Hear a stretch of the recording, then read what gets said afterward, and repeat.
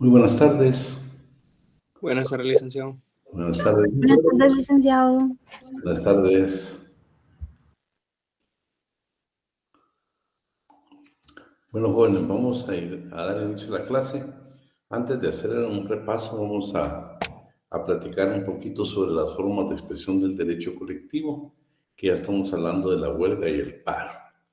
Vamos a hacer mucho más énfasis en lo que es la huelga que en lo que es el paro, porque hemos hablado pues que el paro es una institución que está en la legislación guatemalteca, pero prácticamente el patrono nunca la ha querido usar, ni creo que la vaya a usar.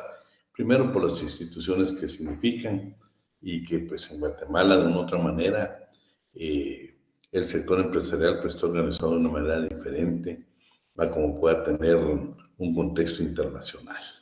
Entonces, por eso vamos a hablar más de la huelga que del paro, ¿sí?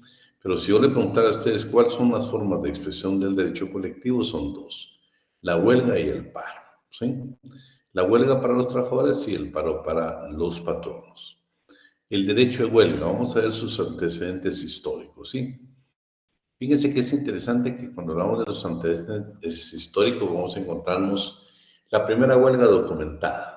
Según la mayoría de tratadistas coinciden que efectivamente la primera huelga se dio en la construcción de la tumba de Ramsés III. Dice que estaba ubicado en el Valle de los Reyes y se dio en Egipto, ¿sí? Donde estos artesanos, pues exactamente por la falta de pago del salario, pues tomaron la decisión de paralizar, de estar en una huelga. Claro, en esa época, pues estamos hablando, no había legislación, pues fue una huelga de hecho. Claro, el salario también se pagaba en ese entonces con especie, con trigo, con cebada, con pescado, con aceite, con legumbres, con calzado, con vestido. Miren qué interesante la forma en que se pagaba el salario. Pero la primera huelga documentada entonces es históricamente exactamente los artesanos en la construcción de la tumba de Ramsés III. 4 grandes que cambiaron la historia del mundo. Esto es muy importante porque son huelgas pues, definitivamente que transformaron el mundo. La primera es importantísima, ¿eh? Pues cada vez que nosotros hablamos de conmemorar, no celebrar, sino conmemorar el 1 de mayo, pues se hace prácticamente en honor a estos trabajadores que perdieron la vida. En Estados Unidos dice la revuelta del famoso Haymarket 1886. Fíjense que para pasar un poco acá, este hecho es el que nace, el que provoca que efectivamente una entidad de carácter laboral en un congreso obrero socialista, precisamente en 1889, ya ellos conmemoran esas ciudades, oficializamos el 1 de mayo a nivel general, a nivel mundial. Pero es precisamente, esta revuelta de Haymarket la que da inicio a esa conmemoración que hasta el día de hoy pues saben que se lleva a cabo. Dice, este hecho es precisamente el que conmemora el Día Internacional del Trabajo. El violento desenlace de 1886, en una huelga en las fábricas de Chicago, que para ese entonces era el segundo polo industrial de los Estados Unidos. La Federación Estadounidense del Trabajo había convocado una protesta el 1 de mayo para exigir que, esto quiero que me le ponga énfasis, oye, no sé si está Teo por ahí bueno, para que nos pudieras ayudar ahí, Teo, de ir anotando estas. ¿Qué está más? Aquí estoy, pero voy manejando. Entonces, si alguien me hace favor y yo lo uno después. Bueno, no sé si está ahí Ángel. Sí, aquí ando. Entonces, me haces favor. Vamos a anotar, por ejemplo, esto es interesante. ¿Cuál era realmente el motivo que los trabajadores se habían unido?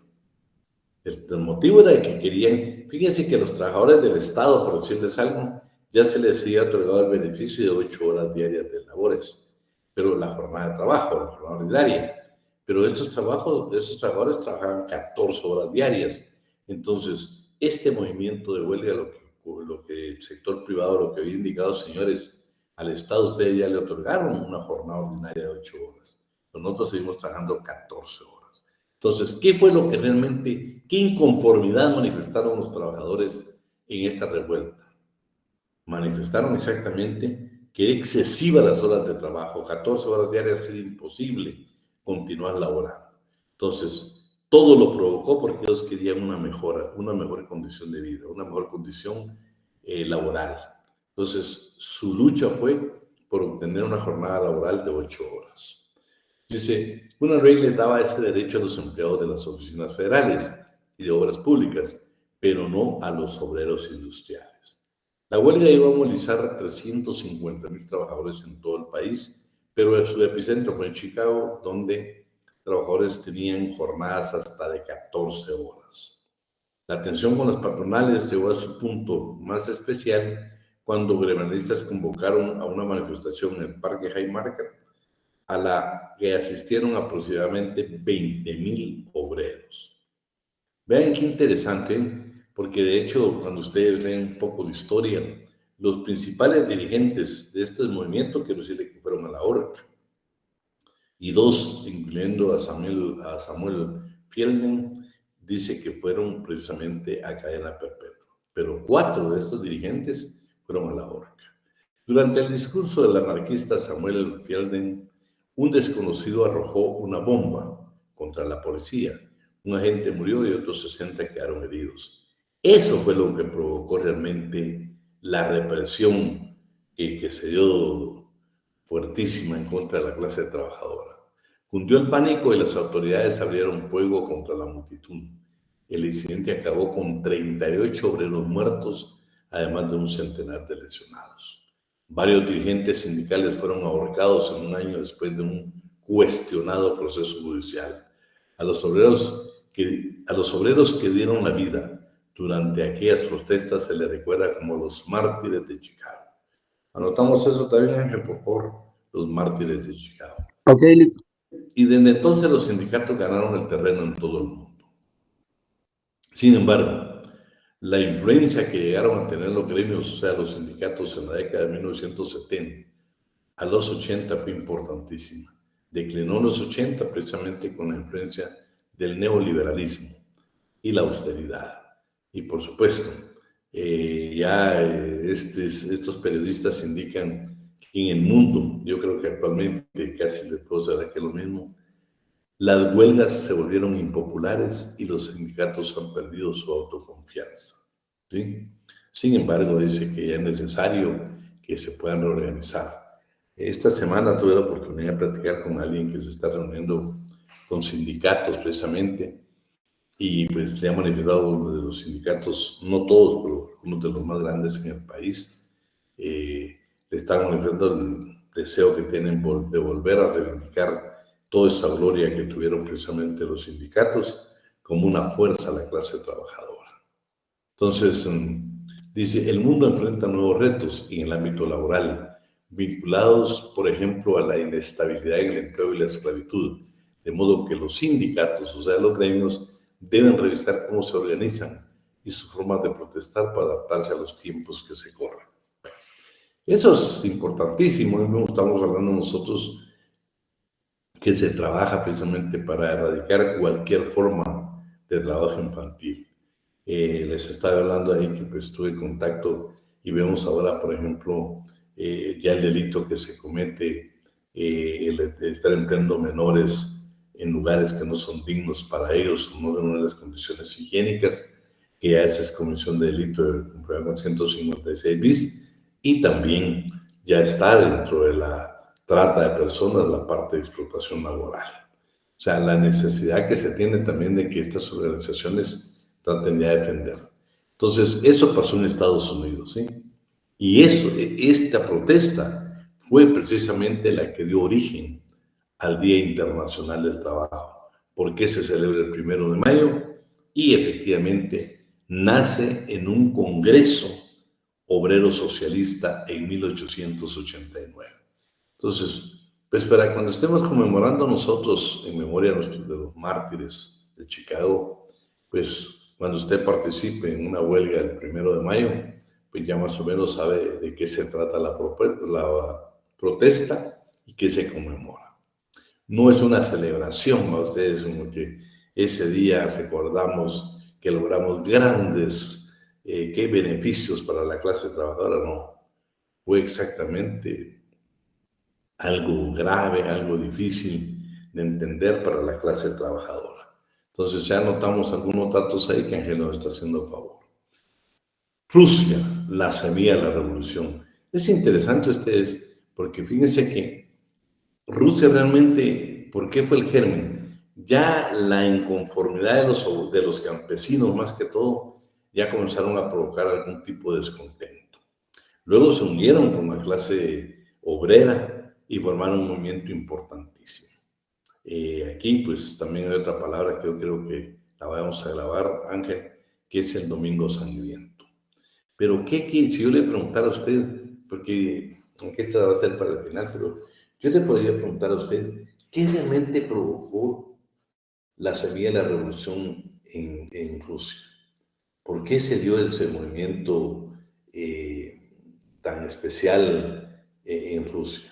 Vean, porque quien gobernaba en ese entonces hizo precisamente, firmó convenios con la clase trabajadora donde los iban a participar inclusive en el Parlamento. Pero 2 años después lo disolvió y eso fue verdaderamente lo que provocó la revolución de la Unión Soviética de Rusia. Aquí vamos a ver entonces, vamos a leer ahí para que vean qué datos tomamos para efectos de examen. En enero de 1905, campesinos y obreros se unieron a la clase media rusa para protestar contra la opresión del imperio del zar Nicolás II y exigir mejores condiciones laborales. En las zonas rurales se produjeron tomas de tierra y se creó el sindicato de agricultores.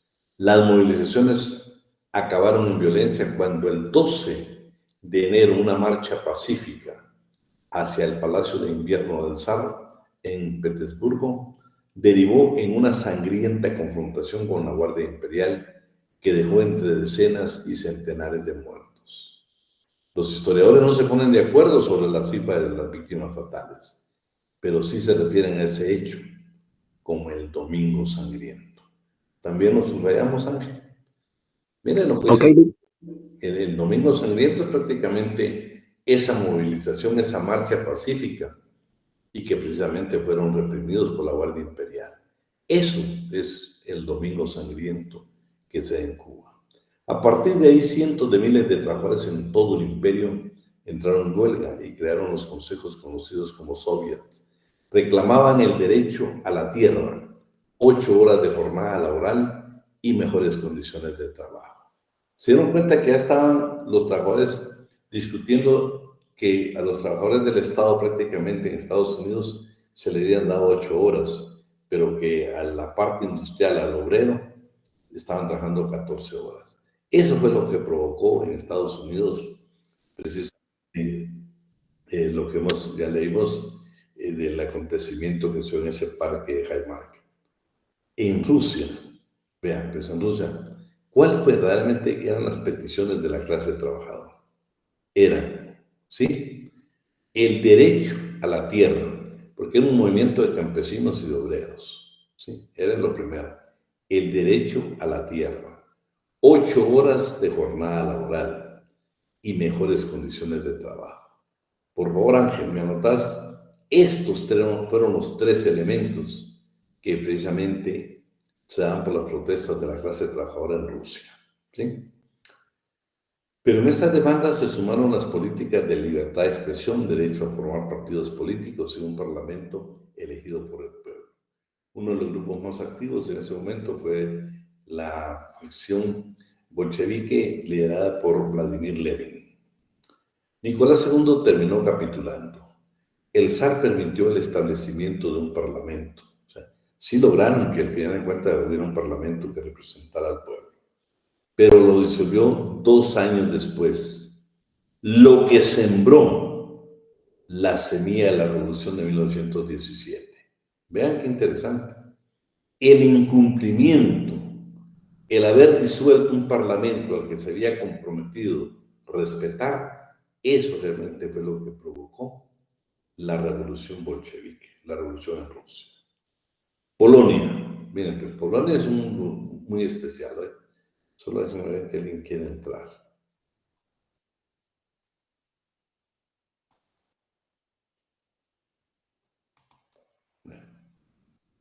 Bien, pues Polonia. Polonia ya era parte de la Unión Soviética, era un país comunista. Y aquí precisamente, a pesar de que aparentemente el proletariado al poder, era falso. Porque, es más, habían algunas instituciones de la Organización Internacional del Trabajo que no se respetaban. Pero vamos a ir por partes para que nos quede claro. Aquí su dirigente fue Lech Walesa, que vean lo que dijo al final él, precisamente en una entrevista que le hicieron de un noticiero. Vean cómo termina él esta parte. Luché contra el comunismo y hoy en Polonia prevalece la democracia. El movimiento de él prácticamente provocó y demostró que el sistema socialista, el sistema comunista que imperaba en Polonia, no funcionó. Y esto, precisamente este movimiento, esta huelga de 1990, le cambia la historia a Polonia porque se separa del bloque socialista. Veamos, para efectos de examen, que vamos a anotar. Comenzó el 14 de agosto de 1980, cuando unos 17,000 trabajadores tomaron el astillero de Lenin para protestar. Anotamos eso, Ángel. Esta protesta, ¿por qué se dio? Por el aumento de los precios de los alimentos. Ese era lo principal de ellos. Ya vimos jornadas de trabajo, ya vimos en Rusia y ahora en Polonia. En Polonia, por favor, eso lo subrayamos, Ángel. ¿Por qué se dio el movimiento? Para protestar por el aumento de los precios de los alimentos. Anotamos eso, por favor. Su líder, Lech Walesa, logró eludir un intento de arresto por parte de la policía secreta. Trepó desde la entrada del astillero y se sumó a los obreros que habían ocupado las instalaciones. Pronto, trabajadores de una veintena de fábricas de la zona se sumaron a la huelga como un gesto de solidaridad. Esto es importante, ¿saben por qué? Porque todos estos movimientos es donde las legislaciones como la nuestra saben que no permite la huelga solidaria. No la permite.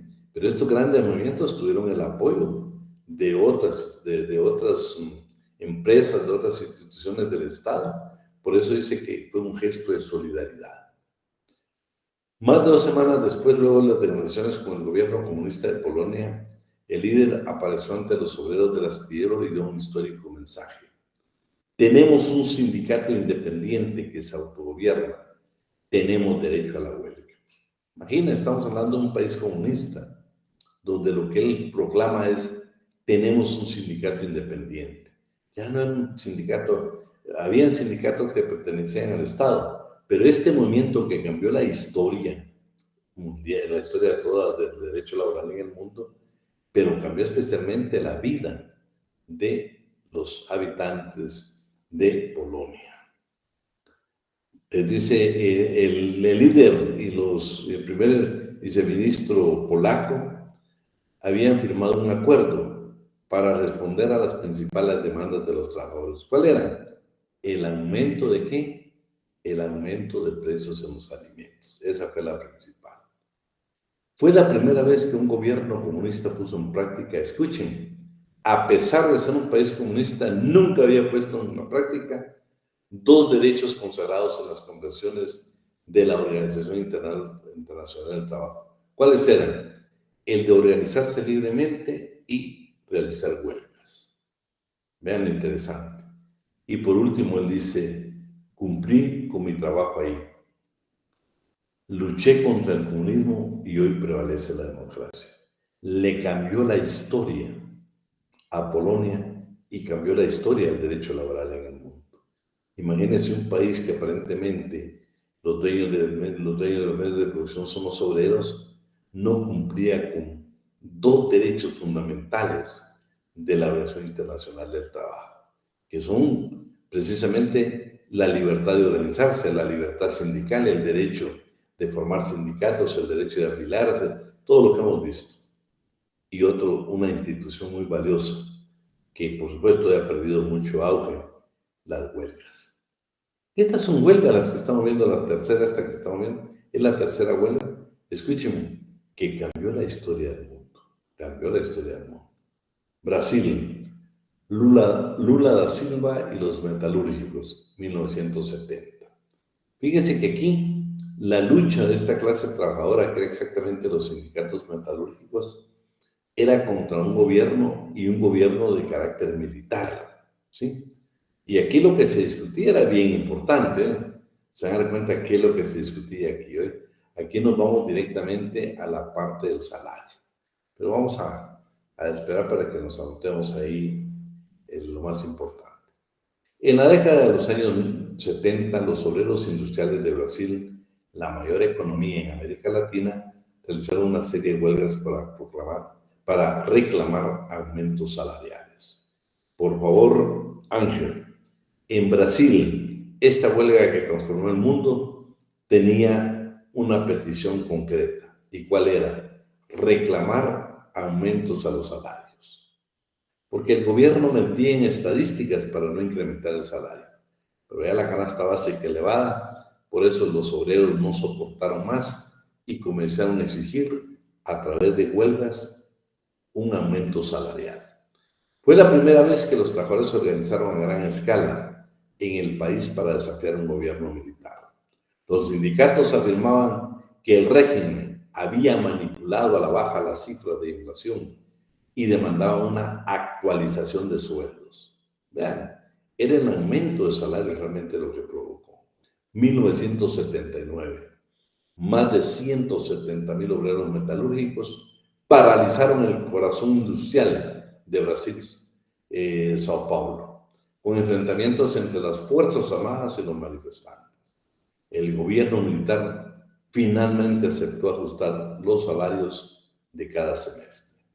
Las huelgas fueron protagonizadas por el Sindicato de Obreros Metalúrgicos, cuyo líder era Luis Ignacio Lula da Silva. Ustedes saben que es el actual presidente de Brasil, y hemos hecho comentarios, pues, que él estuvo en la presidencia, va a la cárcel, sale de la cárcel, nuevamente se postula para presidente y gana las elecciones.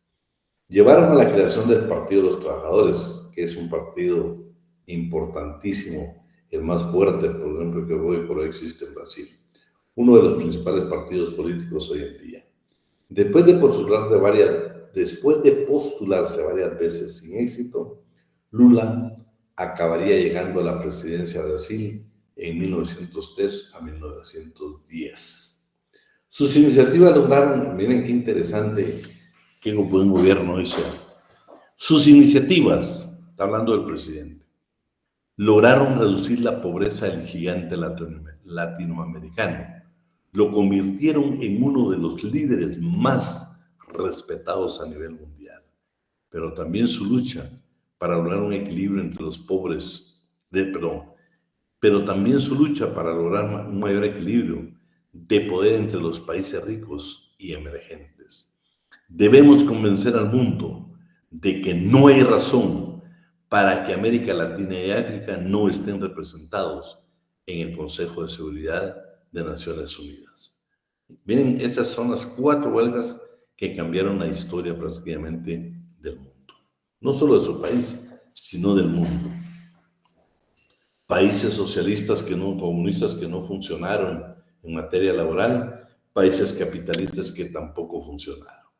En ambos casos, pues siempre los extremos han perjudicado a la clase trabajadora y la clase trabajadora pues ha tenido que tratar de ver cómo se organiza y defiende sus intereses y reclama sus derechos. Guatemala. En Guatemala, bueno, vamos a hablar primero de algo, bueno, vamos a ver de la huelga esta, ¿sí?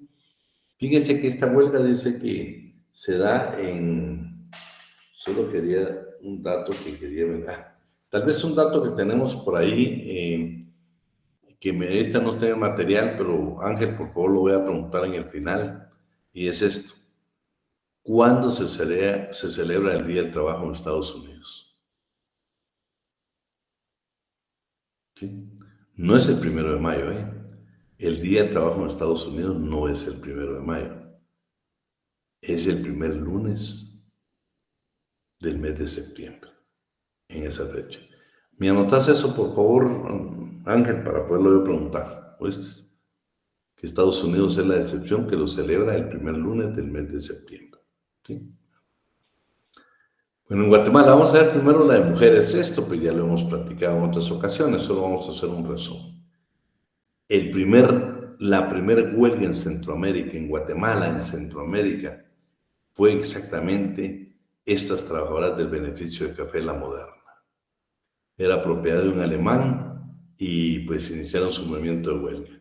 Se considera el primer movimiento de huelga. Como él les indicaba, pues este material que es para fines académicos, ahí está el nombre de la autora, lo tenemos porque ella hace referencia exactamente a la portada del diario El Imparcial, que se dice, se declara ayer la primera huelga femenina en un beneficio de café. Imagínense, fue noticia.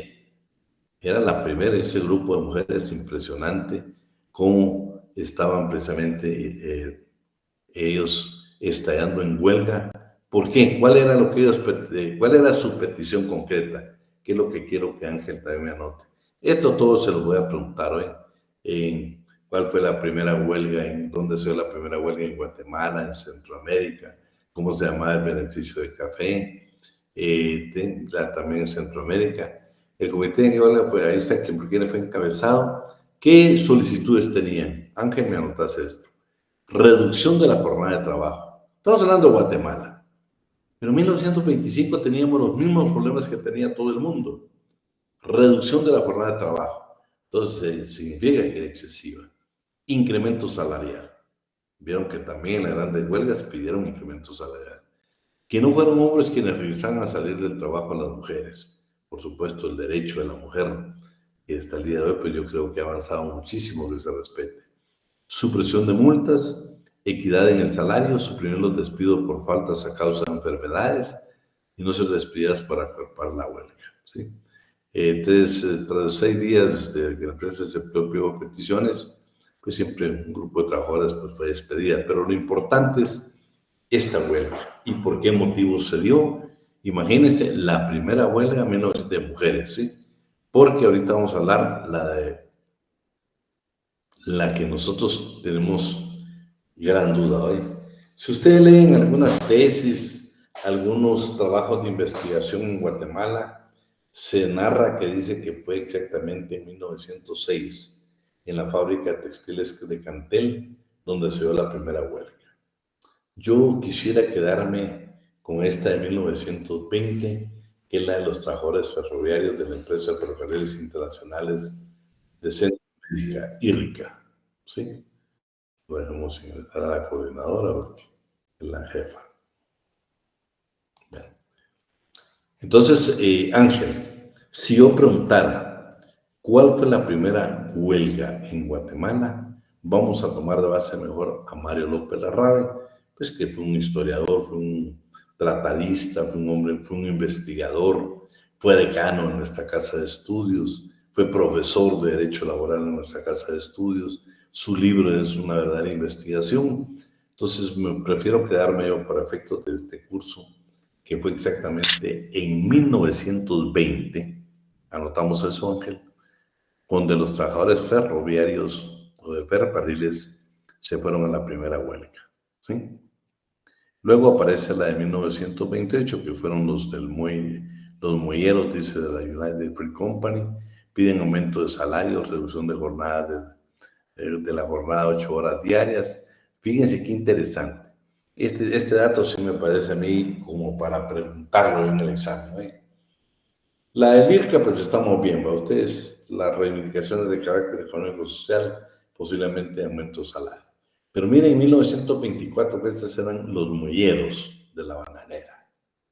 Fíjense lo que estaban reclamando. Jornada 8 horas diarias, eso es normal, ¿va? Ustedes. Pero miren, me da mucho la atención. Y no discriminación racial con los trabajadores de raza negra. Anotamos eso, por favor, Ángel. Es interesante ese dato a ustedes, porque a qué nivel podría haber llegado la discriminación. Pues nosotros hoy, no sé, viajamos a la parte esta de Puerto Barrios y todo eso, pero nos damos cuenta de muchas cosas. Pero escúcheme, en 1924 en Guatemala había discriminación, y discriminación por una empresa de origen estadounidense. Y los trabajadores no solo estaban defendiendo su incremento de salario y su jornada de trabajo, sino que apoyaron a un sector de trabajadores que es precisamente la raza negra. Por eso dice, y no discriminación racial con los trabajadores de raza negra. Eso seguro lo vamos a preguntar. Ante la negativa, la empresa está en huelga y en ella serían los trabajadores de las fincas bananeras. Se permitía, lo que yo les decía, la huelga solidaria, obtienen la solidaridad del resto de organizaciones del país. La compañía acude al gobierno. Acuérdense que pues, el gobierno apoyaba muchísimo a Ferrocarriles y a la bananera de esos entonces, y precisamente era la administración del general Orellana, hizo numerosas concesiones a los monopolios bananeros yanquis y envía tropas al mando del general Enrique Ariz, que reprime brutalmente a los huelguistas, habiendo muchos muertos y heridos. 22 dirigentes son encarcelados y los que eran extranjeros pues, fueron expulsados por extranjeros perniciosos. Otros subieron hacia Honduras. La huelga duró 27 días y las demandas no fueron atendidas. Me parece interesante ese dato, ¿eh? En 1925-26, la gremial de zapateros planteó un conflicto colectivo exigiendo la reducción de la jornada de trabajo. Miren, siempre llegamos al mismo problema en la jornada de trabajo. Aumento de salarios, pero ellos pedían algo adicional, miren, y lo anotamos, Ángel. Talleres y locales higiénicos y trato más humano para los trabajadores. Me parece interesante ustedes porque son conflictos que hasta el día de hoy se dan en muchas empresas. No en todas, por favor. Pero siguen habiendo patronos que siguen violentando los derechos de la clase trabajadora. La huelga dura 15 días y culmina con el triunfo rotundo al aceptarse a los empleadores, todas las peticiones. Este triunfo viene a levantar mucho el ánimo, tanto de zapateros como de demás sectores del movimiento obrero. El sindicato gremial de panificadores. Acuérdense que estamos hablando de etapas donde había mucho artesano, pues ya terminamos las mutualistas, bueno, las corporaciones, luego las mutualistas, aparecen los sindicatos, y más que todo sindicatos artesanales. El sindicato gremial de panificadores plantea el aumento de salarios, mejora en la jornada diurna y la supresión de la jornada nocturna o su pago con salario doble. Está en la huelga que abarca las panaderías de la capital y en las ciudades de Escuintla y Antigua Guatemala, implicando a 1.500 trabajadores. Unos 45 dirigentes fueron encarcelados, pero muchas de sus protestaciones fueron acogidas y el gobierno emitió un reglamento sobre la jornada diurna y nocturna favorable a los panificadores. También en ese año se dieron las primeras huelgas de mujeres y habla precisamente de la que hicimos mención. Entonces, en este sindicato, por favor, la gremial de panificadores, me parece interesante, Ángel, que anotemos que entre sus peticiones estaba supresión de la jornada nocturna o su pago con salario doble. Me lo anotas, por favor, ¿eh?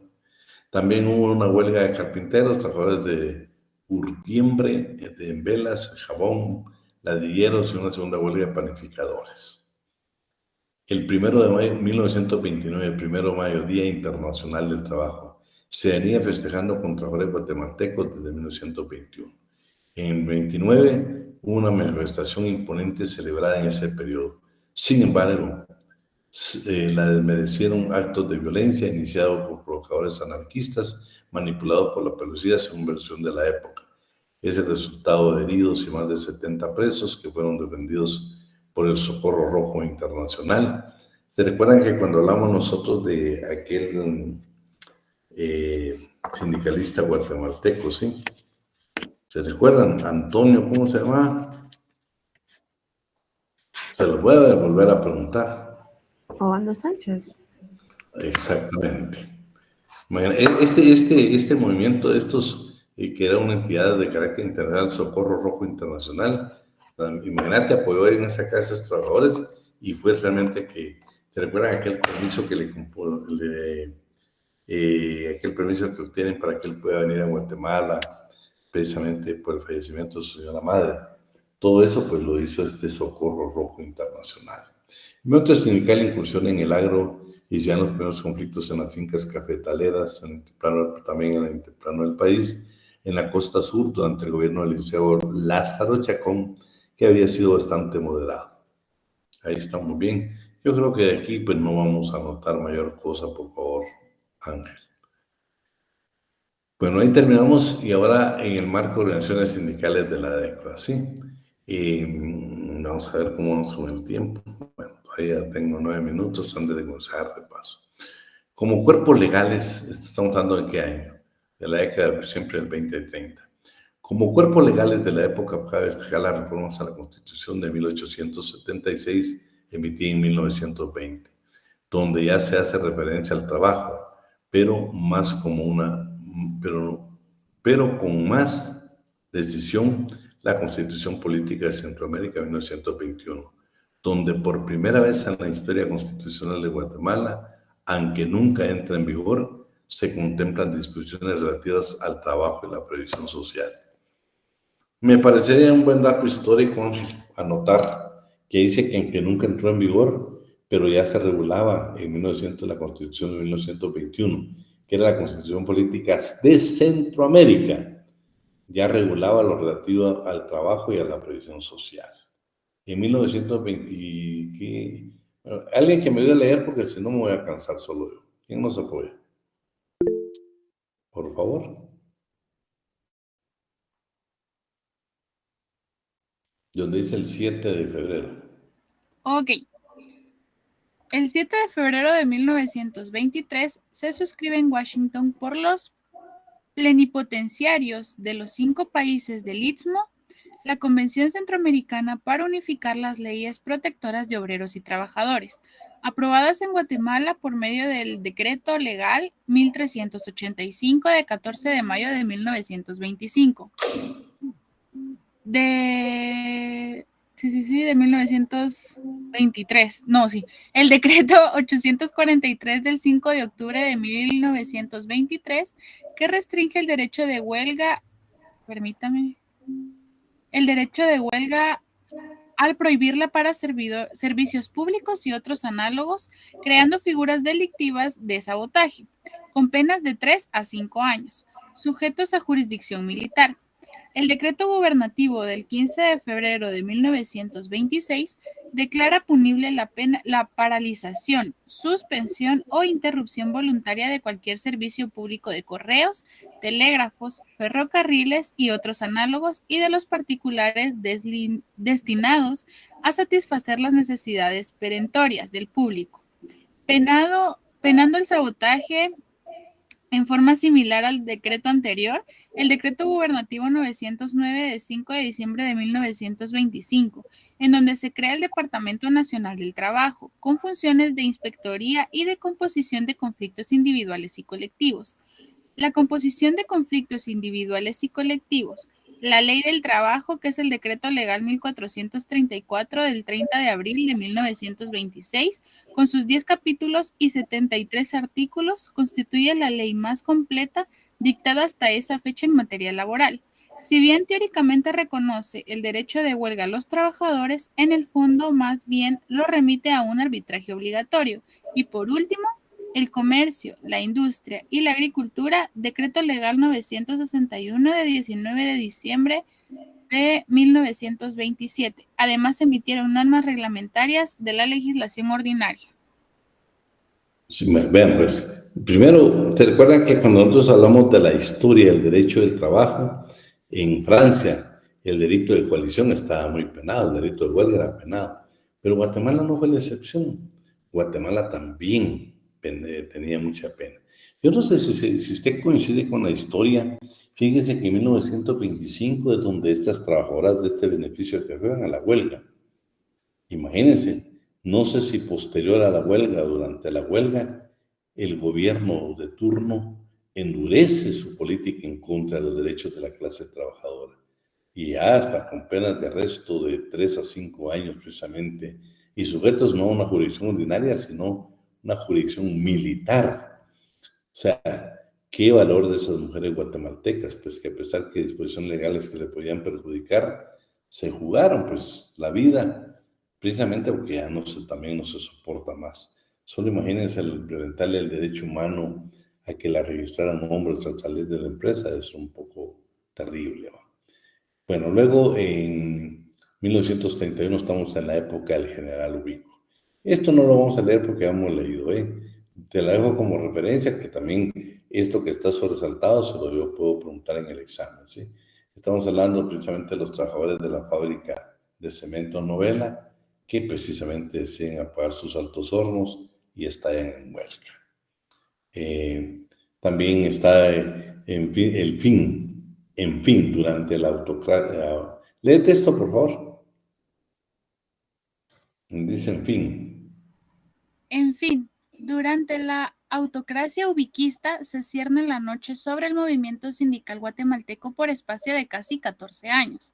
Las palabras sindicato, sindicalismo, obrero, huelga, derechos laborales, pliego de peticiones quedan proscritas del vocabulario de las gentes de orden, y quienes tienen la osadía de emplearlas automáticamente se convierten en comunistas, enemigos del régimen, en punible actividad conspirativa. Aunque vamos a anotar esto, la pregunta sería, ¿durante el gobierno de quién? ¿Sí? Las palabras sindicato, sindicalismo, obrero, huelga, derechos laborales, pliego de peticiones quedan proscritas del vocabulario y prácticamente constituyeron delito. Y de una vez anotar la respuesta, fue durante el general Ubico, ¿sí? Continuamos, bien. Donde dice principales huelgas. No, nos faltó donde dice... Ya. Vuelve a imperar el trabajo forzado, ahora con la libreta de jornaleros en el campo y los boletos de vialidad y ornato en las ciudades. Los salarios bajísimos de las crisis de los años 30 se soportan en una paz de cementerio con una creciente militarización de las instituciones civiles. Bueno, yo aquí si tuviera que preguntar, yo le preguntaría a ustedes, en el periodo de quién nacieron la famosa libreta de jornaleros en el campo y los boletos de vialidad y ornato en las ciudades, en un tiempo del general Ubico. Escúchenme, está hablando del trabajo forzado. Esas dos instituciones, de la libreta y el boleto y el ornato, eran exactamente parte del instrumento que tenía el Estado como trabajo forzado. Principales huelgas, conflictos de la década del 44 al 54. Yo creo que esta, pues yo se la voy a dejar para que usted la lea en la comodidad de su casa, tal vez todas son importantes, La primera es que imagínense, obtienen un 15% de aumento en los salarios, importante un 15%. Imagínense en esta otra, sindicatos de artes gráficas que se va a la huelga, logra un incremento de un 50% de salarios. No, eso sí me parece interesante. Ahora vamos a leer, aunque nos tomamos unos minutos. Léeme por favor esos dos párrafos de 1944. 1944. Los trabajadores de la Compañía Agrícola de Guatemala, subsidiaria de la United Fruit Company, plantean su pliego de peticiones y estallan una huelga que dura 16 días, obteniendo aumentos del 15% en los salarios mínimos. En vísperas de las elecciones presidenciales de diciembre de 1944, 16, 17 y 18 de ese mes, el Sindicato de Artes Gráficas decide estallar una huelga que paralizaría la propaganda escrita de los partidos. Los trabajadores ganan el conflicto, obteniendo aumentos hasta del 50% de salarios. Bueno, Ángela, anotame históricamente. Imagínate, yo no he visto ni siquiera un pacto donde tengamos un incremento de un 50% de salarios. Claro, estamos hablando época, fíjense qué interesante, así es la clase trabajadora. Qué interesante, estaban en plenas elecciones presidenciales. Artes Gráficas era efectivamente quien hacía la propaganda y en medio del proceso de elecciones deciden estallar en huelga. No le quedó más al Estado que otorgar precisamente, en este caso el patrono, otorgar precisamente un aumento del 50%. ¿En qué momento se dio? ¿O con qué los sindicatos que se fueron a ver quiénes fueron? El Sindicato de Artes Gráficas. Anotamos eso, por favor. Bueno, es que es lo que le subrayaba, a mí todo me parece interesante. Continuamos, Jennifer. Al no resolverse el pliego de peticiones planteado por los trabajadores de la Finca Nacional Concepción en Escuintla, se estalla la huelga y también interviene el jefe de las Fuerzas Armadas, confinando en Poptún, Petén, a los principales dirigentes. 1948 a 1949. En junio y julio de 1948, plantean los trabajadores de la Compañía Agrícola Tiquizate y de la UFCO Puerto Barrios sendos pliegos de peticiones. Los tribunales declaran ilegal el movimiento de huelga, pero los trabajadores insisten en llevarla a cabo. La UFCO, con toda su prepotencia, presiona al gobierno para que intervenga en el conflicto, amenazando con el cese de operaciones de la flota blanca que afectaría el comercio y vida económica del país. El presidente Arévalo resiste la presión, pero el jefe de las Fuerzas Armadas de nuevo interfiere, trasladándose a Puerto Barrios y llevando tropas a la compañía. Permítame, Lick, solo se me fue un poco la pantalla. Ahí está. El asunto se resuelve con el arreglo logrado por el ministro de Economía y Trabajo, Alfonso Baures Pais. El 7 de... ¿Podría subir un poquito, licenciado? Disculpe. Ahí está. El 7 de mayo de 1949 se firmó el pacto colectivo que dio fin al conflicto, obteniendo los trabajadores un aumento global de 1,5 millones de quetzales para 1949. Bueno, era global, ¿va? Pero imagínate qué platal también fue. Ven, qué interesante. Y aquí la huelga ya se había declarado ilegal. O sea, ya no había responsabilidad. Pero los trabajadores mantuvieron. Por eso creo que es importantísimo cuando uno lee a Mario López Larrabe en las diversas investigaciones que él llevó a cabo. Él decía que la mejor arma que tenía la clase trabajadora era precisamente la huelga. Vean lo que lograban con las huelgas. Fíjense que aquí el tribunal declaró ilegal la huelga y ellos la mantuvieron y al final lograron un aumento salarial a través de un pacto colectivo de condiciones de trabajo. No los amedrentó absolutamente nada y lograron su objetivo, a pesar que la huelga había declarado ilegal. Continuamos. El sindicato Luz y Fuerza plantea conflicto colectivo a la Empresa Eléctrica de Guatemala, S.A., subsidiaria de la Bond & Share. Por tratarse de un servicio público a la hora de haber estallado la huelga, la empresa es intervenida y con base en el estudio económico contable que se hace, el conflicto es ganado por los trabajadores en noviembre. Es interesante, imagínense, nosotros hemos hablado, ¿sí?, que para que una huelga sea declarada justa o injusta, pues la dejan en la libertad, pero siempre lo hacen. Importante, actualmente se recaba el informe económico, técnico-económico del Ministerio de Trabajo y Previsión Social. Miren, entonces, este planteamiento que hicieron precisamente este sindicato, era un servicio público y lo tuvo que intervenir el Estado, que por eso así está establecido.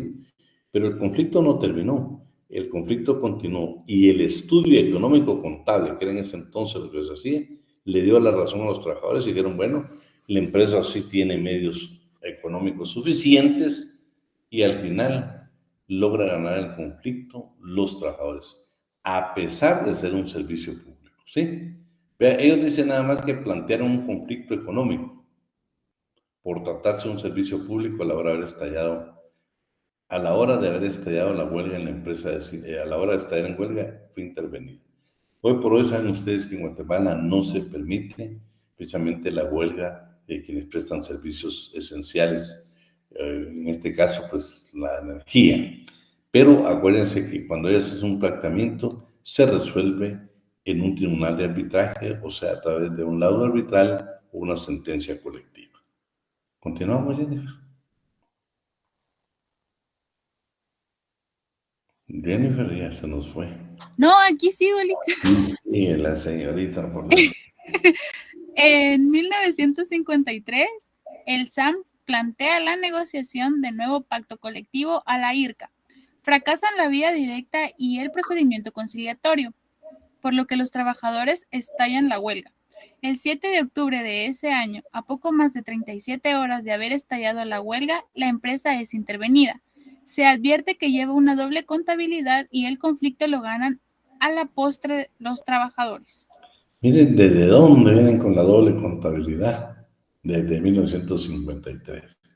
Bueno, en el 1975, las huelgas y paros de hechos realizados por los sectores principalmente burocráticos se identifican en el 73 y 74, probablemente aprovechando que el gobierno por la proximidad de las elecciones presidenciales tenía una moderada represión. En 1957, los trabajadores de la licorera plantean un conflicto colectivo debido a la huelga que dura 13 días. En 1958, como protesta por fraude electoral de que se acusa al candidato oficial Miguel Ortiz Pasarelli, en las elecciones realizadas ese año, el SAM, o sea, el Sindicato de Trabajadores de los Ferrocarriles, hace paros. Las elecciones las gana el general Miguel de la Fuentes, candidato derechista, pero no alineado al oficialismo de Castillo Armas. El Sindicato de Trabajadores de la Empresa de Transporte Urbano Segureca plantea el conflicto para anunciar el primer pacto colectivo. Van a la huelga legal de 8 días. Se obtiene la suscripción del primero y único pacto colectivo logrado en dicha empresa. Ya no existe, ¿va? En 1962 dice... Sí, ya pregunté, ya venía el examen, pero este párrafo lo anotamos, Ángel, para poder preguntar algo de ahí el día del examen. ¿Leemos eso, Jennifer? 1962.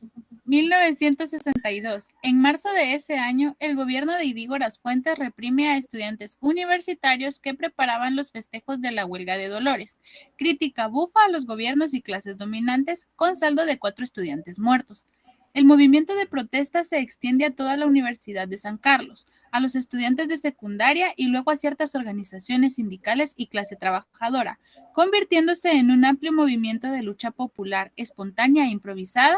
Se conoce con el nombre de Jornadas Cívicas de marzo y abril de 1962, que culmina represivo estado de sitio y muchos muertos, heridos y encarcelados, poniendo en apuros la estabilidad del régimen y dejándolo sumamente deteriorado. Bueno, ahí estamos. Esa sí, por favor, Ángel, la anotamos porque nos menciona la historia. Trabajadores del Banco Agrícola Mercantil plantean la negociación de su primer pacto colectivo y al fracasar las negociaciones directas van a los tribunales. Cuando se pide estar en huelga a personajes infiltrados de ese banco privado, obtienen del gobierno un acuerdo gubernativo 504 de 1962 en el que, atentando preceptos constitucionales del Código de Trabajo, se prohibiera la huelga a los trabajadores del sistema bancario y el Instituto Guatemalteco de Seguridad Social. Anotamos eso, Ángel, a mí me parece interesante. Imagínate vos que la manera de evitar estos movimientos de la clase obrera trataron, o bueno, al final llevaron a cabo un acuerdo gubernativo donde para prácticamente destruir el movimiento de los trabajadores del Banco Agrícola Mercantil, dice que tomaron la decisión de indicar que los trabajadores del sistema bancario y del Seguro Social era prohibido ir a la huelga. ¿Sí? Lo anotamos, eso me parece un dato muy valioso. ¿Viste? En 1968 el sindicato ferrocarril le vuelve a la huelga y es esta la única vez que es declarada huelga legal y justa por los tribunales. Por atrás son los pagos de salarios y en acción de otras prestaciones. Dura 8 días, culmina un arreglo que al ser rentado por la empresa provoca otra huelga de 9 días. Ahí está, ¿no? Creo que aquí no hay datos importantes. En el 72, el sindicato de SIDASA plantea un conflicto para anunciar su segundo pacto colectivo. Los tribunales declaran legal la huelga, se destalla y dura 67 días. Es la más prolongada en el periodo contrarrevolucionario. El sindicato recibe apoyo de las centrales, principalmente la CNT, a la cual es afiliado. La sentencia con la que culmina el conflicto es muy desfavorable a los trabajadores. La represión laboral se hace sentir. El secretario general del sindicato, César Enrique Moratalla, es secuestrado y agregado a una vasta lista de desaparecidos. El sindicato es deshecho, o sea, lo terminaron por la empresa, dejando un sabor amargo y frustración en la clase trabajadora. Luego dice que en el 73 el gobierno reúne a los maestros de primaria de toda la República para entrenarlos como mitas para realizar un censo. Este sí creo que es un dato más histórico. Vean, pues, aquí lo que hicieron fue el mismo Estado organiza al magisterio y para que lleve a cabo el tercer censo de habitación y octavo de población. Y eso es lo que trataron, fue mejor la clase trabajadora, aprovechando esa unificación que había hecho el gobierno de reunirlos, pues formaron el Frente Nacional Magisterial, asociación sin personalidad jurídica que representa a los maestros de primaria. El movimiento se inicia con paros progresivos. Yo creo que aquí lo vamos a dejar, bueno, lo leemos para efectos de examen, ¿sí? Luego, en 1974, el IRCA, en un negocio oneroso, ya había adquirido por el Estado y ahora lleva el nombre de FEGUA, debido a los únicos atrasados en los pagos de salarios, en la última huelga, el TES, la represión dura. No creo que eso, pues usted lo lee en la comunidad de su casa. Y yo creo que me voy a quedar con esta parte aquí. El Sindicato de Trabajadores de Cigarrillos y Similares está en una huelga de hambre en la Tabacalera Nacional en el mes de abril por violaciones al pacto colectivo y llega a un arreglo satisfactorio a los trabajadores, ¿sí? Y este párrafo sí quiero que me lo lees lectura, por favor. Jennifer. Jennifer, pero fíjate, Ángel, anotame esto, Ángel. El Sindicato de Trabajadores de Cigarrillos y Similares está en huelga. Me interesa porque si yo le pregunto a usted en el examen, dice que está en una huelga de hambre. ¿Se dan cuenta? Está en una huelga de hambre. Entonces, si hablamos históricamente, según Mario López Larrabe, ¿sí? ¿Qué sindicato de trabajadores llevaba a cabo una huelga de hambre para lograr precisamente sus reivindicaciones de carácter económico-social? Fue el Sindicato de Trabajadores de Cigarrillos y Similares. Veamos esto, Jennifer, los 3 años. Durante los 3 años de gobierno de Arán Osorio, no se ha permitido celebrar el Día Internacional del Trabajo, con un desfile y mitin final en lugares céntricos aduciendo pretextos pueriles. En el último año de gobierno se autoriza el desfile con un itinerario antojadizo. Cuando los trabajadores pretenden dirigirse hacia el Parque Centenario en la 6ª Avenida y 18 Calle, el pelotón modelo de la Policía Nacional arremete contra los obreros con el saldo trágico de 5 muertos, más de 20 heridos, entre ellos el dirigente de la CNT, Julio Celso de León, y muchas detenciones. Bueno, y tal vez el último párrafo, que también quiero que Ángel lo note. Fíjese que esto se da en la industria papelera centroamericana de S.A., Finca Los Cerritos en Escuintla. ¿Quiénes se van a la huelga? Dice, van con todo y su familia a una huelga de hecho. Esto sí anotámelo, Ángel, ¿sí? Imagínate, es una huelga de hecho, pero no solo van los trabajadores, van con todo y sus familias a una huelga de hecho. ¿Cuál es la petición? Que destituyeran al gerente general de la empresa. El movimiento logra su propósito. Es que me parecen datos bien importantes, porque imagínense aquí, no solo fueron los trabajadores, sino fueron su familia. Y fue una huelga de hecho, y lograron su propósito. Hasta ahí lo vamos a dejar, Jennifer, y mejor es que nos quedamos con el punto 2, que es la historia constitucional. ¿Sí? Bueno, jóvenes. Bueno, vamos a tomar unos minutos ahí para hacer un repaso para el examen.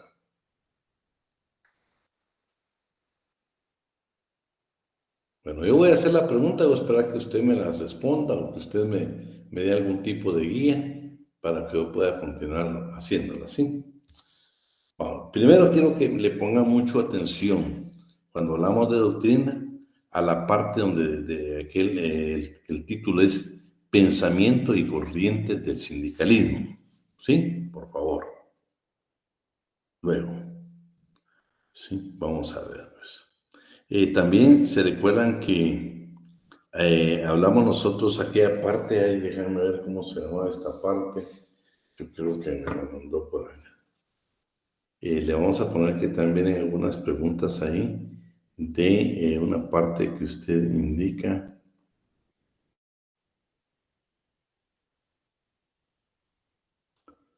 Solo déjenme ver. Aquí me la mandaron para que usted esté enterado. Sí, formas de sindicación para la creación de organizaciones sindicales. ¿Sí? También quiero que me pongan atención cuando hablamos, ¿se acuerdan de la libertad sindical que tiene una parte positiva y una negativa? Cuando hablamos cómo que se da en España que se respeta, pero en Estados Unidos y Canadá nos condicionan el trabajo a pertenecer o no pertenecer a un sindicato, colocan a los sindicatos precisamente en esta parte como que fueran agencias de colocación de personal. ¿Qué pasa por cuestiones religiosas con su cuota o su incorporación a un sindicato? Sí, ya lo leemos, ¿sí? Bueno, luego me interesa que el 212, ¿tienen su código?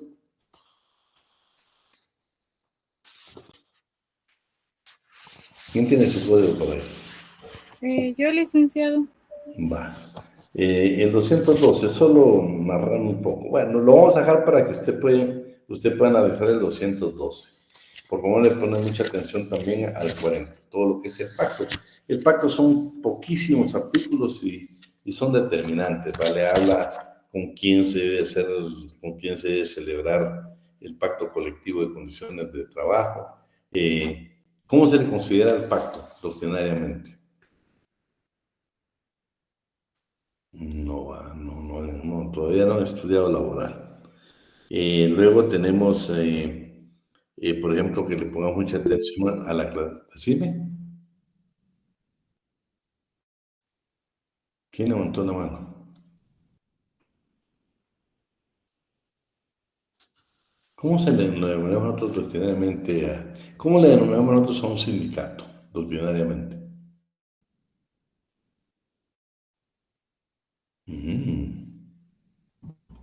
Asociación profesional. ¿Y a un pacto colectivo? Sí, todavía no me la sé. Esa le ¿Convenio colectivo o no? ¿Perdón? ¿Convenio colectivo? No.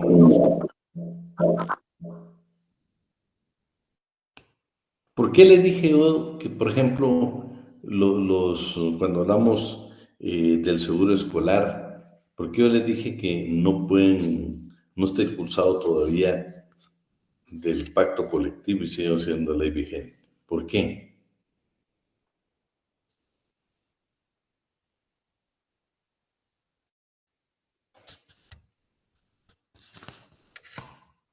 ¿Qué pasa?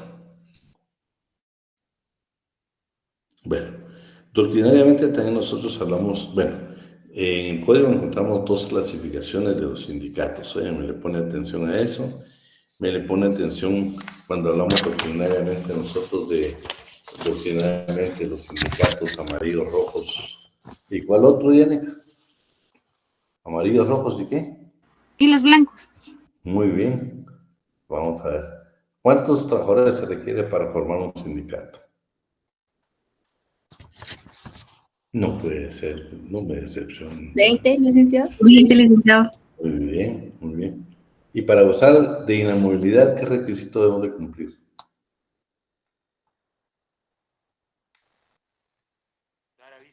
Se tiene que dar el aviso a la inspección. Muy bien. Bueno, recuerda que cuando hablamos nosotros de los estatutos de los sindicatos, nosotros estudiamos un estatuto que es general. Claro, cada estatuto tiene su diferente forma, pero el que estudiamos en la clase, ¿hasta qué porcentaje se le puede descontar a un trabajador afiliado? El 1%. Muy bien, pues ya. Déjame ver. Ujú.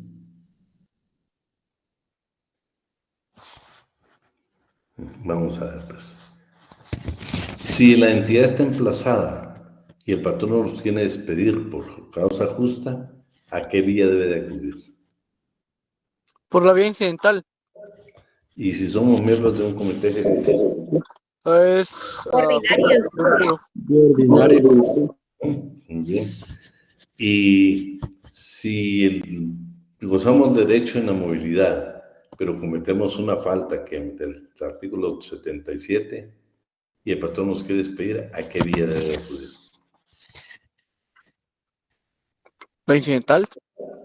¿Cuál es la base legal?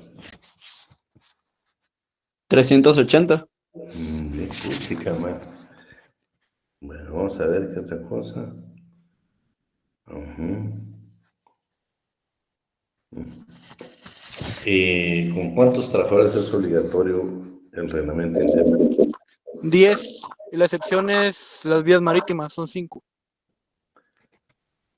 ¿Quiénes pueden, bueno, los pactos colectivos de trabajo, quiénes pueden celebrar? ¿Los trabajadores colegiados? Los sindicatos. Muy bien. Bueno, si un sindicato se va a disolver, ¿sí? Si los estatutos no dicen a quién le corresponden, ¿en qué orden lo vamos a entregar el activo y el pasivo?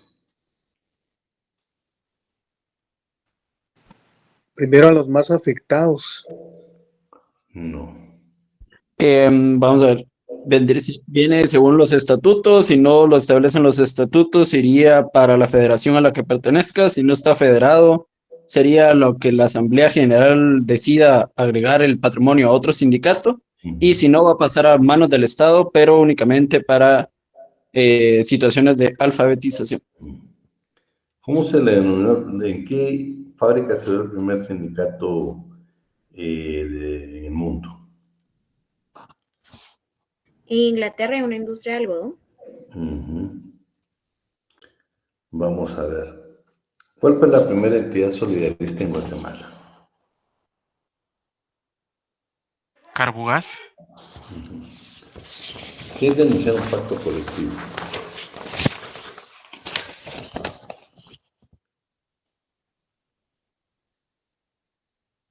¿Cómo? ¿Qué es denunciar un pacto colectivo? Lick, disculpe, no se le entendió. ¿Estás tomando café? ¿Qué es denunciar un pacto colectivo? Renovarlo. Más o menos.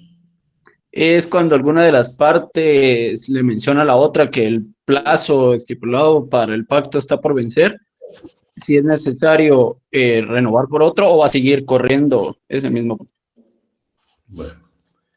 Base legal de un convenio colectivo dentro de un conflicto de carácter económico-social.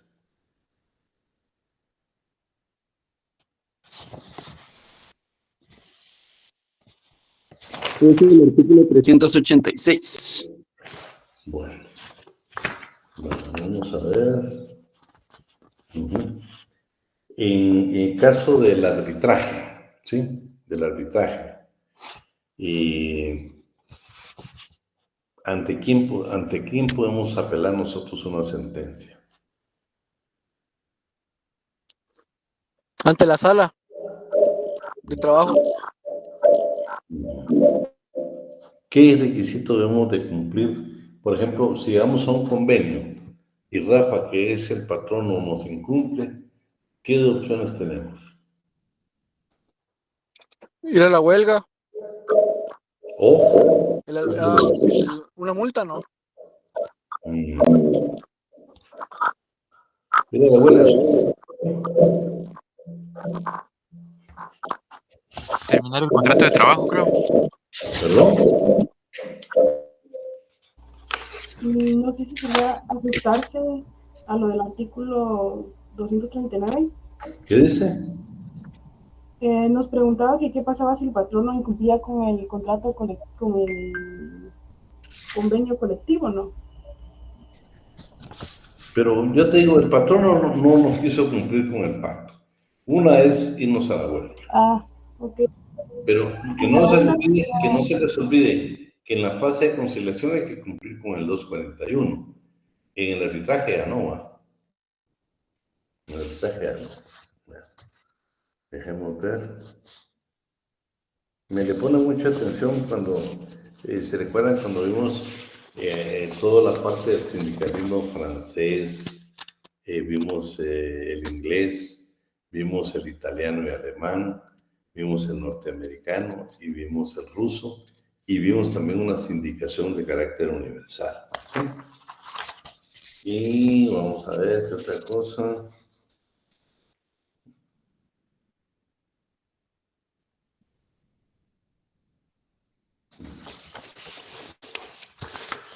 Bueno, de acuerdo a lo que vimos en clase, de los estatutos que vimos en clase, que estamos hablando de un estatuto base, que siempre habrá observación, que los demás estatutos pueden variar. ¿Cuál va a ser el porcentaje del gasto administrativo de un sindicato? El 40%. ¿Seguro?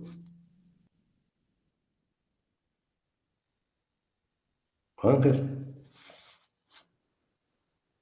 En gastos de administración, sí, es el 40%. Y se debe también fijar la cuota que el sindicato va a pagar a la federación que pertenezca, ahí mismo.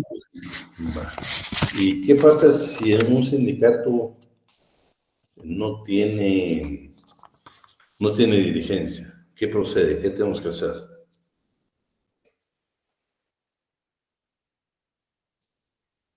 Va a seguir en funciones administrativas el comité ejecutivo únicamente cuando se trate de lo que son las cuotas y los pagos. No, espérate. No, yo te estoy indicando que no hay dirigencia. No, el caso que me estás planteando vos es donde hubo elección. Ya está nombrado el comité ejecutivo entrante, pero por alguna circunstancia no pudo ingresar. Entonces lo que se queda ahí es el saliente únicamente para funciones administrativas. Los pagos, recibir pagos y realizar pagos a los que está comprometido el sindicato, ¿no? Pero este sindicato no tiene dirigencia, se ausentó.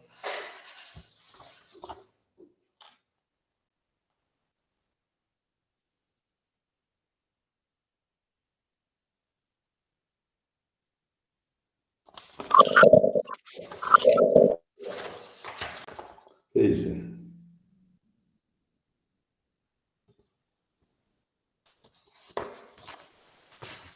Eso lo vimos, hombre, no sean así. ¿A qué se referís con diligencia? El comité ejecutivo, pues no tenemos comité ejecutivo. No es en el caso de que 10 afiliados pueden convocar la... ¿Cómo nos están hablando? Vamos, Ángel. No, no es en el caso de que, por ejemplo, no está la asamblea y 10 afiliados pueden convocar a esta asamblea. Exactamente. A eso no me refería. Bueno, jóvenes, les deseo el mejor de los éxitos. Creo que ese día vamos a ver qué salones vamos a usar para... Comenzamos el examen a las 2:15, ¿eh? A las 2:15, para que lo anote ahí. Sí, solo una pregunta. Ajá. ¿Los temas de hoy van para el final? Sí, los de hoy se van para el final. Ok. Sí, por favor. Lo del arbitraje también, ¿no? ¿Perdón? Lo del arbitraje que vimos el miércoles No, también. eso sí, eso sí. Vamos a ver, Teo. Hablando del arbitraje.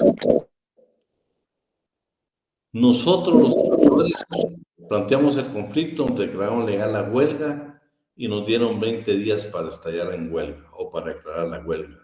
No lo hicimos. ¿Qué clase de arbitraje? Toca el arbitraje obligatorio. ¿Qué plazo tenemos para poder declarar? ¿Se te trabó? Disculpa, ¿me puedes repetir? Pero espérate. Bueno, ¿y los demás qué? No están contestando. Ahorita Ángel y Teo no me contestan. Contestan los demás. Si se declaró legal el paro de patronos, ¿qué plazo tienen para declararlo?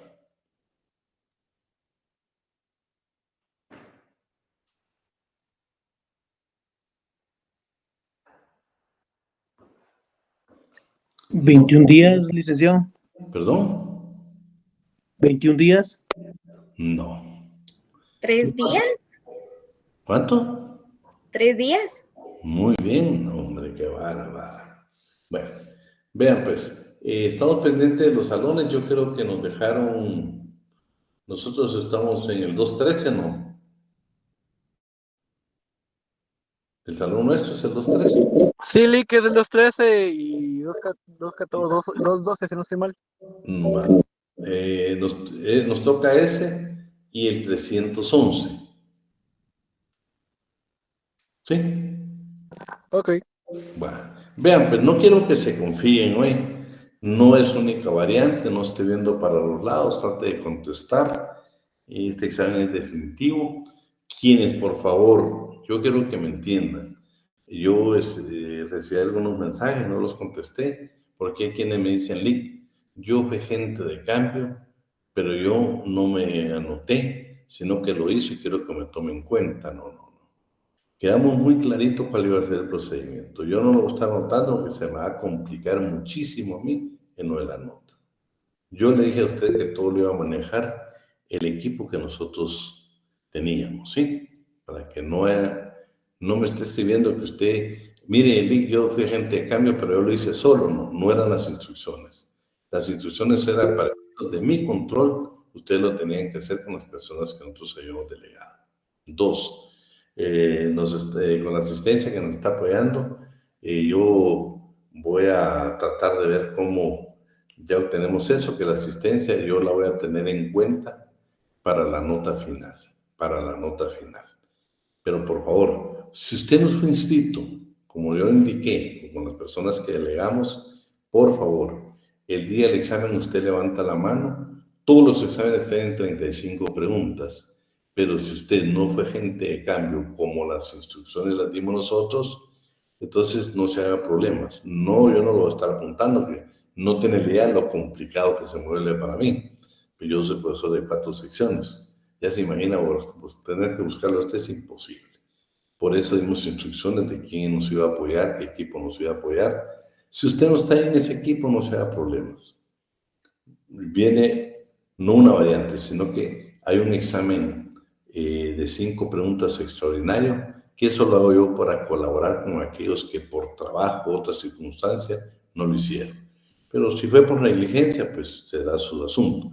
Pero yo sé que hay gente que trabaja, gente que le fue imposible. Entonces usted levanta la mano y a ese examen le voy a incorporar esas 5 preguntas para que se examine sobre 40 puntos. Que conste que esto lo estoy haciendo por el estudiante trabajador, que muchas veces es muy difícil estar en clase y poder compartir con nosotros algunos momentos. Pero habrán otros que no lo hicieron por otra circunstancia.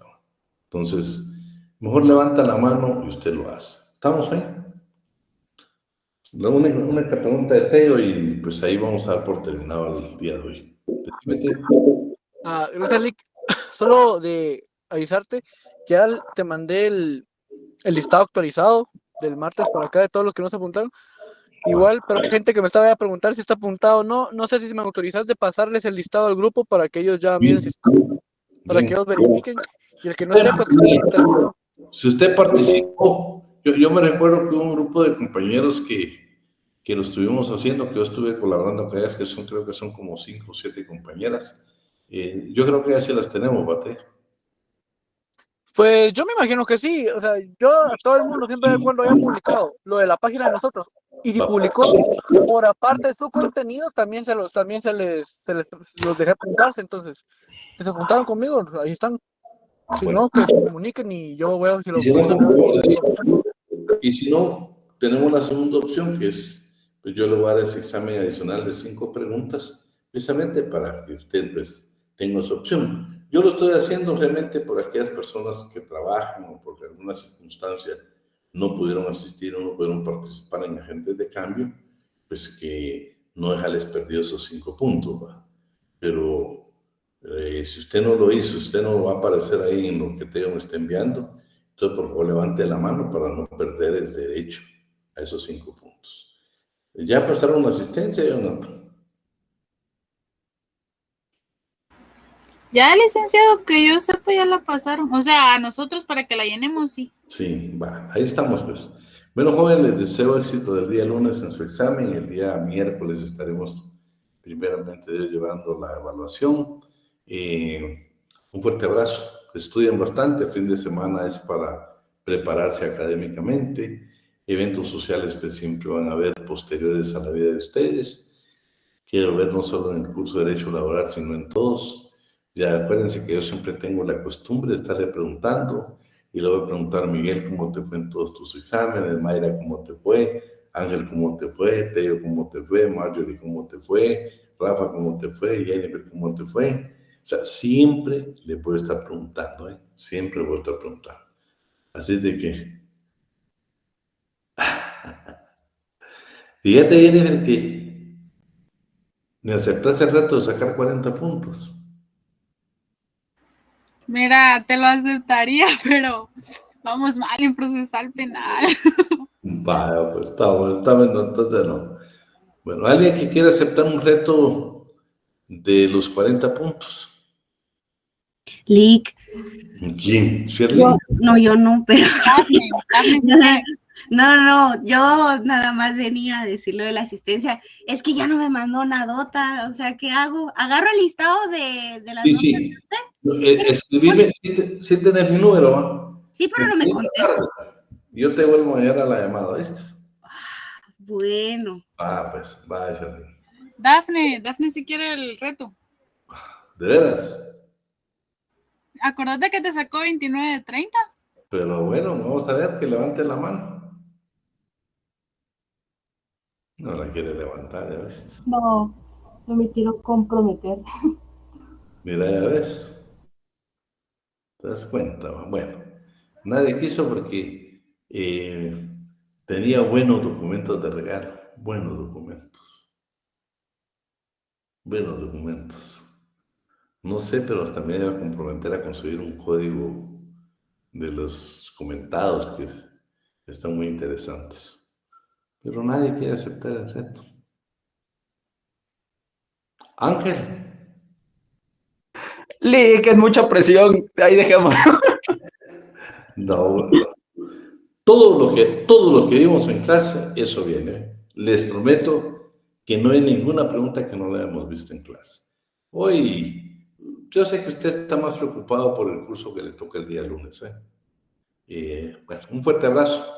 Nos vemos el día miércoles, si Dios quiere, a las 2:15. A las 14:15 comenzamos el examen. Un fuerte abrazo. Nos vemos el día miércoles. Feliz tarde, Lick. Feliz tarde, licenciado.